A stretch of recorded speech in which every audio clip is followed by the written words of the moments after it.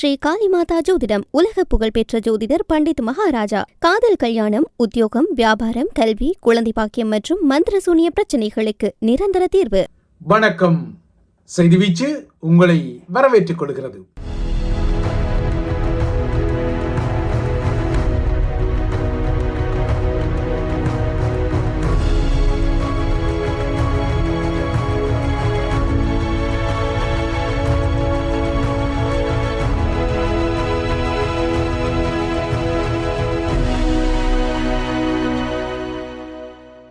இலங்கையில் 2019 ஆண்டு ஏப்ரல் மாதத்தில் இடம்பெற்ற ஈஸ்டர் குண்டு தாக்குதல் சதிகள் குறித்த பரபரப்புகள் தொடரும் பின்னணியில் அந்த தாக்குதல் காலத்தில் ஸ்ரீலங்கா காவல்துறைக்கு பொறுப்பாக இருந்த முக்கியமான முகமொன்று தற்கொலை செய்து கொண்ட செய்தி இலங்கையை இன்று காலை உலுக்கத்தான் செய்திருந்தது. ஈஸ்டர் தாக்குதல் இடம்பெற்ற பின்னரான ஒரு வார காலத்தில், அதாவது 2019 ஏப்ரல் 28 ஸ்ரீலங்கா காவல்துறையின் இடைக்கால பொறுப்பாளராக, அதாவது பதில் காவல்துறை மா அதிபராக நியமிக்கப்பட்டு அதன் பின்னர் ஸ்ரீலங்கா காவல்துறை மா அதிபராக பொறுப்பேற்று கொண்ட IGP சந்தன தீபால் விக்ரமரட்ன இன்று காலை அத்திரகிரியில் உள்ள தனது இல்லத்தில் 63வது வயதில் துப்பாக்கிச் சூட்டு காயங்களுடன் உடலமாக கண்டெடுக்கப்பட்டமை பெரும் பரபரப்பு செய்தியாக வந்திருக்கின்றது. இது ஒரு தற்கொலை எனவும் முன்னாள் IGP தன்னைத்தானே சுட்டு தற்கொலை செய்து கொண்டதாகவும் முதற்கட்ட தகவல்கள் வந்துள்ளன. ஸ்ரீலங்காவை பொறுத்தவரை கடந்த 3 மாத காலத்தில் 3வது முக்கிய தலையின் தற்கொலை இது. கடந்த ஏப்ரல் 30 அன்று ஸ்ரீலங்கா நிதியமைச்சகத்தின் வெளிநாட்டு வளங்கள் துறையின் உதவி பணிப்பாளராக பொறுப்பில் இருந்த 50 வயதான ரங்க ராஜபக்சே என்ற ஒரு பிரபல முகம் குளியாப்பட்டியில் உள்ள தனது வீட்டின் பின்புறத்தில் உள்ள வாழை தோட்டத்தில் தன்னைத்தானே உடல்களில் சில இடங்களில் அறுத்து அதன் மூலமாக தற்கொலை செய்து கொண்ட நிலையில் கண்டெடுக்கப்பட்டார். நாட்டின் திரைசேரியில் இருந்து இணைய ஊடுருவிகள், அதாவது ஹேக்கர்ஸ், 2.5 மில்லியன் அமெரிக்க டாலரை முறைகேடான ஒரு கணக்குக்கு திசை திருப்பிய விடயம் பரபரப்பாகவும் பெரும் ஊழலாகவும் வெளிவந்த நிலையில் அந்த விசாரணையில் தனது பதவியிலிருந்து இடைநீக்கம் செய்யப்பட்ட நிலையில் இந்த அதிகாரியின் தற்கொலை நடந்தது. அதன் பின்னர் கடந்த மே மாதத்தில் ஸ்ரீலங்கா ஏர்லைன்ஸின் முன்னாள் தலைமை நிர்வாக அதிகாரியான, அதாவது CEO கபில சந்திரசேன தூக்கிட்ட நிலையில் தனது மைத்துனரும் முன்னாள் துடுப்பாட்ட நட்சத்திரமான அரவிந்த டி சில்வாவின் இல்லத்தில் உடலமாக கண்டெடுக்கப்பட்டார். இவர் ராஜபக்ஷ அதிகார மையத்தின் ஒரு முன்னாள் முக்கிய தலை என்பது குறிப்பிடத்தக்கது. ஸ்ரீலங்கன் ஏர்லைன்ஸ் நிறுவனத்திற்காக மஹிந்த அரசு தலைவராக இருந்த காலத்தில் 10 ஏர்பஸ் விமானங்களை கொள்வனை செய்வதற்காக 2013 ஒரு ஒப்பந்தம் செய்யப்பட்ட போது $2.3 பில்லியன் மதிப்பிலான இந்த ஒப்பந்தம் உருவான நிலையில் இந்த ஒப்பந்தத்தின் பின்னால் தனக்கும் மஹிந்தவுக்கும் சந்திரசேனா பல மில்லியன் டாலர்களை கையூட்டி பெற்றதாக குற்றத்தில் ஏர்பஸ் இலஞ்ச ஊழல் என்ற ஸ்ரீலங்காவின் மிகப்பெரிய பெருநிறுவன ஊழல் வழக்கு நடந்து கொண்டிருந்த நேரத்தில் ராஜபக்ஷ அதிகார மையத்தின் முன்னாள் சகபாடியான சந்திரசேனவின் தற்கொலை இடம்பெற்றது. தான் 60 மில்லியன் ரூபாவை அப்போதைய அரசு தலைவர் மஹிந்த ராஜபக்ஷவுக்கு நேரடியாக இந்த இலஞ்ச பணத்தில் ஒரு பகுதியை 2 கட்டங்களாக வழங்கியதாக தனது விசாரணைகளின் போது ஒரு கட்டத்தில் இவர் ஒப்புக்கொண்டார். ஆனால் பின்னர் ஸ்ரீலங்கா புலனாய்வுத்துறையின் புலனாய்வாளர்கள் தன்னை மிரட்டியதால் இவ்வாறாக சொன்னதாக தட்டை திருப்பி போட்டார். எனினும் கொழும்பு நீதவான் நீதிமன்றம் அவரை கைது செய்யுமாறு ஒரு பிடியாணையை பிறப்பித்த சில மணி நேரங்களில் அவரது உடல் தூக்கில் தொங்கிய நிலையில் கண்டெடுக்கப்பட்டது. வெளிநாட்டில் இருக்கும் கபில சந்திரசேனவின் மனைவிக்காக இன்னமும் இன்டர்போல் சிவப்பு கைது பிடியாணையை பிறப்பித்திருக்கின்றது. அவர் இன்னமும் கைது செய்யப்படாத நிலையில் இந்த பிடியாணை இன்னமும் நடைமுறையில் இருக்கும் நிலையில் இலங்கையில் 3வது முக்கியமான தற்கொலை இடம்பெற்றிருக்கின்றது. அதுவும் ஈஸ்டர் தாக்குதல் காலத்தில் உயர் பதவியில் இருந்த காவல்துறை முகம் இன்று காலை தற்கொலை செய்து கொண்டுள்ளது. ஸ்ரீலங்கா பாதுகாப்பு மற்றும் புலனாய்வு கட்டமைப்புகள் ஈஸ்டர் சதியில் தொடர்பட்டு ஸ்ரீலங்கா புலனாய்வுத்துறையின் முன்னாள் பொறுப்பாளரான சுரேசாலையே இப்போது கைது செய்யப்பட்டு உள்ளே இருக்கும் நிலையிலும் இந்த சதி திட்டங்கள் தொடர்பான கைது நகர்வு ஒன்று முன்னாள் அரசு தலைவர் கோட்டாபாய ராஜபக்சவையும் ஏதோ ஒரு வகையில் சுற்றி சுழலின் நிலையிலும் ஸ்ரீலங்காவின் முன்னாள் காவல்துறை மாதிபரின் தற்கொலை இடம்பெற்றிருக்கின்றது. ஈஸ்டர் தாக்குதல்கள் தொடர்பான புலனாய்வு தோல்விகள் குறித்த சர்ச்சை காரணமாக அந்த காலகட்டத்தில் ஸ்ரீலங்கா காவல்துறை மாதிபராக இருந்த பூஜித ஜெயசுந்தரா கட்டாய விடுப்பில் அனுப்பப்பட்டதை தொடர்ந்துதான் தாக்குதல் நடந்த ஒரு வாரத்தில் ஏற்கனவே கூறப்பட்டது போல ஏப்ரல் 28 விக்ரமரட்னா ஸ்ரீலங்காவின் பதில் காவல்துறை மாதிபராக பொறுப்பேற்றவர் என்பதால் அவரது இந்த தற்கொலை என கூறப்படும் மரணத்தில் நிச்சயம் ஈஸ்டர் சதி தொடர்பான முனைகளும் இழுபட்டு வரும். இது குறித்த அதிர்வுகளும் எதிர்காலத்தில் வீரியம் அடையும் என்பதும் எதிர்பார்க்கத்தக்க ஒரு விடயம். இன்று காலை இந்த தற்கொலை ஸ்ரீலங்காவின் ஊடகங்களிலும் ஒரு பரபரப்பு செய்தியாக வலம் வருகின்றது. தெற்கில் முன்னாள் இன்ஸ்பெக்டர் ஜெனரலின் மரணம் இவ்வாறு திடீர் அதிர்வுகளை உருவாக்க, வடக்கில் இன்னொரு வகையில் அதிர்வுகள் தொடர்கின்றன. அது கிளாடியேட்டர் அர்ச்சுனா எம்பி தொடர்பான அதிர்வுகளாக இருக்கின்றன. கடந்த சில மாதங்களுக்கு முன்னர் வடக்கில் இடம்பெற்ற ஒரு மாவட்ட அபிவிருத்தி கூட்டத்தில் அர்ச்சுனாவின் இடுப்பில் கிள்ளி விளையாடிய அதே அமைச்சர் சந்திரசேகரன் தான் நேற்று சீற்றத்துடன் அவரை கையாள முனைய கிளாடியேட்டர் அர்ச்சுனாவும் தனது கிளாடியேட்டர் பாணியில் சந்திரசேகரனை தாக்குவதற்காக எழுந்த நிலையில் சில சபை குழப்பிகளால் மக்கள் வரிப்பணத்தில் நடத்தப்பட்ட இந்த மாவட்ட அபிவிருத்தி கூட்டம், அதாவது கிளிநொச்சி மாவட்ட அபிவிருத்தி கூட்டம் எந்த பலனுமின்றி விரயமாக குழப்பப்பட்டது. சபை உழைப்புகளால் இந்த நகர்வுகள் இடம்பெற்ற பின்னணியில் நேற்றைய சம்பவத்தில் அர்ச்சுனா அண்மையில் கஜேந்திரகுமார் பொன்னம்பலம் எம்பியை அச்சுறுத்திய அதே தூக்கி அடிப்பேன் பாணி வார்த்தையை பிரதி எடுத்த சில அதிகார முகங்கள், அதாவது அதிகாரிகள் எங்களுக்கும் தூக்கி அடிக்க தெரியும் என அர்ச்சுனாவுக்கும் நேற்று கடுமையான எச்சரிக்கை விடுத்திருப்பதால் இனிமேல் இதன் அடுத்த கட்டம் அர்ச்சுனாவை ஏதோ வகையில் கவனிக்கும் ஒரு விதத்தில் வந்தால் அவரது வெளிநாட்டு ரசிகை மினிகளால் கூட அவரை காப்பாற்ற முடியாதது போல தெரிகிறது.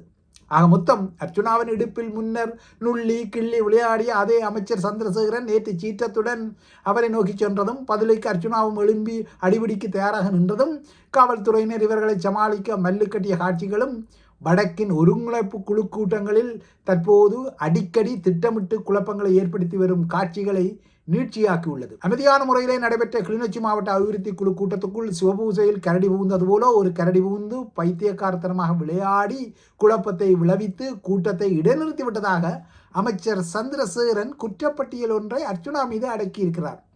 அத்துடன் அர்ச்சுனாவின் கேடுகட்ட நடவடிக்கைகளுக்கு எதிராக உரிய நடவடிக்கை எடுக்கப்பட வேண்டும் என்பதற்கு நேற்றைய சம்பவமே இன்னொரு சான்றாகும் எனவும் அவர் கூறுகிறார். ஆனால் கூட்டத்தை நடத்தும் பொறுப்புக்குரிய முகத்துக்கு நேற்றைய கூட்டத்தை நோக்கி கொண்டால் அங்கு இணைத்தலைவர் இருந்த பொறுப்பில் இருந்தவர் அமைச்சர் சந்திரசேகரன். ஆகையால் இந்த கூட்டத்தை குழப்பமின்றி நடத்த வேண்டிய பொறுப்பு அவருக்கு உரியது. கூட்டத்தில் குழப்பத்தை ஏற்படுத்தக்கூடிய நபர்களை வெளியேற்றிவிட்டு, அது சுயேட்சை கிளாடியேட்டர் எம்பியாக இருந்தாலும் சரி, யாராக இருந்தாலும் சரி, அவர்களை வெளியேற்றிவிட்டு கூட்டத்தை நடத்தக்கூடிய திராணி அவருக்கு இல்லாத நிலையில் மீண்டும் ஒரு முறை இந்த மாவட்ட அபிவிருத்தி குழு கூட்டம் குழப்பப்பட்டிருக்கின்றது. ஆகையால் இவ்வாறான சபை உழைப்புகளை வெளியேற்றிவிட்டு கூட்டத்தை தொடர்ந்தும் நடத்தும் அதிகாரத்தை பயன்படுத்தாதவர்களின் நோக்கம் என்னவாக இருக்கக்கூடும் என்பது ஒரு கேள்வி. இப்போது அவ்வாறான பொறுப்பில் உள்ளவர்களே ஒரு கரடி கூட்டத்தை குழப்பிவிட்டதாக புலம்பிக் கொள்வதையும் அவதானிக்க முடிகின்றது. இதற்கிடையே அர்ச்சுனா வெளியேற்றப்பட்டமை தவறு என்ற சுருதியுடன் தேசிய மக்கள் சக்தியின் வடக்கு எம்பி ரஜீவன் வந்திருக்கின்றார். அர்ச்சுனாவை வெளியேறச் செல்வதற்கு அமைச்சருக்கோ அல்லது வேறு எவருக்குமோ அதிகாரம் இல்லை என அவர் சகபாடியான அமைச்சர் சந்திரசேகரனையும் சற்று குத்தி காட்டுகின்றார். அதே போல அர்ச்சுனாவையும் அர்ச்சுனா மீதும் குற்றச்சாட்டை சுமத்துகின்றார். அத்துடன் நேற்றைய கூட்டத்துக்குள் கமக்கார் அமைப்பினர் என கூறிக்கொண்டு ஸ்ரீதரன் எம்பியின் ஆட்கள் வந்து குழப்பங்களை செய்ததாகவும் தேசிய மக்கள் சக்தியின் வடக்கின் எம்பி இன்னொரு வளையத்தையும் எறிகிறார். அப்படியானால் இவ்வாறான கூட்டங்கள் குழப்பங்களில் முடிந்தால் கூட்டங்கள் நடத்தப்படாமலேயே சில முடிவுகளை எடுக்கும் திட்டங்கள் ஏதாவது தேசிய மக்கள் சக்தியான மாலி மாவட்டம் வடக்கின் மிஷனில் உள்ளதா? ஏனெனில் கிராம மட்டத்தில் மக்களை பொருளாதார ரீதியாக வலுப்படுத்தும் திட்டம் என்ற கோதாவில் அமைச்சுக்கள், மாகாண சபைகள் மற்றும் உள்ளூராட்சி சபைகளின் அதிகாரங்களை நாசூக்காக ஜேவிபியின் ஆதிக்கத்தில் உள்ள பிரஜாசக்திக்கு மாற்றும் திட்டத்தையெல்லாம் ஆட்சி தரப்பு கொண்டிருப்பதையெல்லாம் பகிரங்கப்பட்ட விடயம். இது பிரசித்தமான ஒரு விடயம் கூட.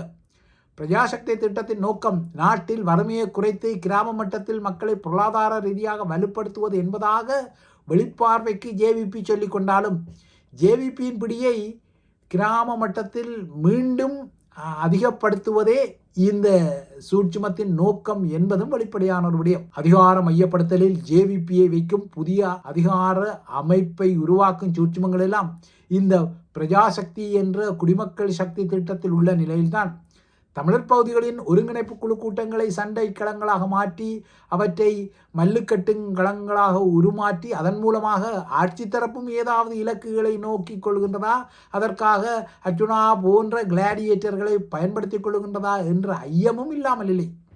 சுயேட்சை கிளாடியேட்டர் எம்பியை பொறுத்தவரை அவர் ராஜபக்சேக்களின் செல்லப்பிள்ளை என்பதுடன் அவர் எப்போதுமே தன்னை குறித்த ஒரு அட்டெண்டன்ஸ் சீக்கிங் வியாதிக்குரியவர் என்பதும் பகிரங்கமான விடயம்.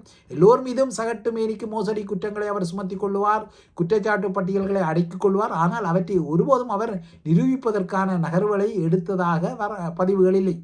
இந்த மோசடிகள் தொடர்பாக ஸ்ரீலங்காவின் நீதி குற்றப்புலனாய்வு திணைக்களம் உட்பட்ட எந்த இடங்களிலும் சிங்களத்தை சரளமாக பேசக்கூடிய அர்ச்சுனா முறைப்பாடுகளை செய்ததாகவும் பதிவுகள் இல்லை. நேற்றும் அவர் இவ்வாறுதான் கிளிநொச்சி அரசாங்க அதிபர் கள்ள கையெழுத்து வைத்து காணியை கொடுத்தவர் எனவும் கள்ளக்காணி பிடித்தவர் எனவும் சர்ச்சையை திட்டமிட்டு முன்வைக்கத்தான் குழப்பங்கள் உருவாகியுள்ளன. அர்ச்சுனாவின் சகட்டுமேனி குற்றப்பட்டியல் இன்றது. சாவகச்சேரி வைத்தியசாலை காசு மோசடி செய்யப்பட்டதாக ஒரு முறை கூறியிருந்தார். கொழும்பு துறைமுகத்தில் கடந்த வருட ஜனவரியில் சர்ச்சைக்குரிய வகையில் விடுவிக்கப்பட்ட 323 கொள்கலன்களில் சிலவற்றில் விடுதலை புலிகளின் ஆயுதங்கள் இருந்ததாக சொல்லிக்கொண்டார். வடமாகாண சபையின் காசு கொழும்புக்கு திரும்பிச் செல்வதாக கூறிக்கொண்டார். வடக்கின் வைத்திய அதிகாரிகள் மாணவர்களுக்கு போதைப்பொருள் விற்பதாக கூறினார். தையிட்டி விகாரையை தமிழர்கள் இடித்தளிக்க போதான ஒரு அச்சுறுத்தலை தென்னிலங்கைக்கும் விஷமத்தனமாக சொல்லிக்கொண்டார். தையிட்டியில் காணிகளை உரித்தாக கோரும் தமிழர்களிடம் முறையான காணி உறுதிகள் இல்லை என சொல்லிக்கொண்டார். யாழ் பல்கலைக்கழக மாணவர்கள் பியர் அடித்து கூத்தடிப்பவர்கள் என சொல்லிக்கொண்டார். கிளிநொச்சியில் வாழும் மலையக பூர்வீக மக்கள் படிப்பறிவு பெற்றவர்கள் என, இல்லையென்றால் முஸ்லீம் மக்களை தூஷித்து ஏராளமான நாசகார மற்றும் வதந்தி கதைகளை அவர் சமூக ஊடகங்களில் பரபரப்பாக அவிழ்த்து விடுவது வழமை. அவ்வாறாக அவர் பரபரப்பாக அவிழ்த்து விடும் இந்த கதைகள் சமகால டிஜிட்டல் யுக தகவல் தொடர்பு ஸ்மார்ட் போன்களில் பார்வையாளர்களை ஈர்த்து கொள்வதால் அர்ச்சனா தொடர்பான செய்திகளை அல்கோரிதம்கள் தொடர்ந்தும் எனப்படும் செயற்கை நுண்ணறிவில் இந்த சமூக ஊடகங்களில் அள்ளி கொடுக்க உதவி கொள்கின்றன. இதனால் தான் தமிழர்களின் அநேகமான ஸ்மார்ட் போன்களின் சமூக வலைத்தள பக்கங்கள் தொடர்ந்தும் அர்ச்சனா வகைரா செய்திகள் மற்றும் தகவல்களை செல்போனின் பாவனையாளருக்கு கொடுத்து அவர் தொடர்பான செய்திகளில் மூழ்கடித்துக் கொள்கின்றன. ஊடக பதிவுகளும் இவற்றை எதிரொலித்துக் கொள்கின்றன, செய்தி வீச்சு உட்பட.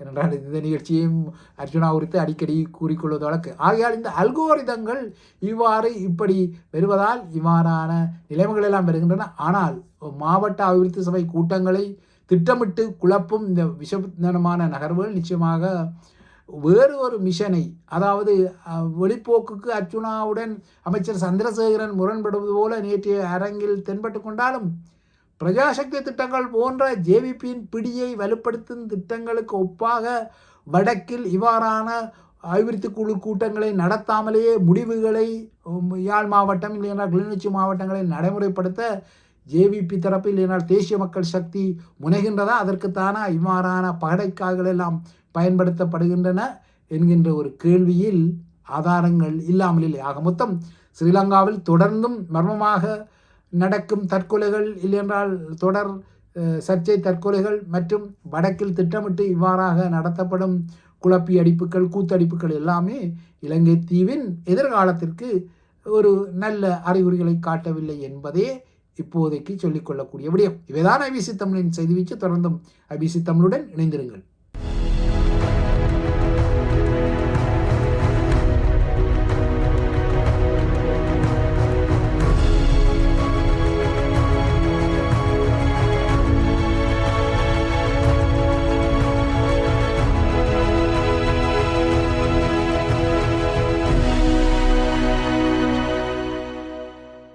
ஸ்ரீ காளிமாதா ஜோதிடம் உலக புகழ்பெற்ற ஜோதிடர் பண்டித் மகாராஜா. காதல், கல்யாணம், உத்தியோகம், வியாபாரம், கல்வி, குழந்தை பாக்கியம் மற்றும் மந்திர சூனிய பிரச்சனைகளுக்கு நிரந்தர தீர்வு.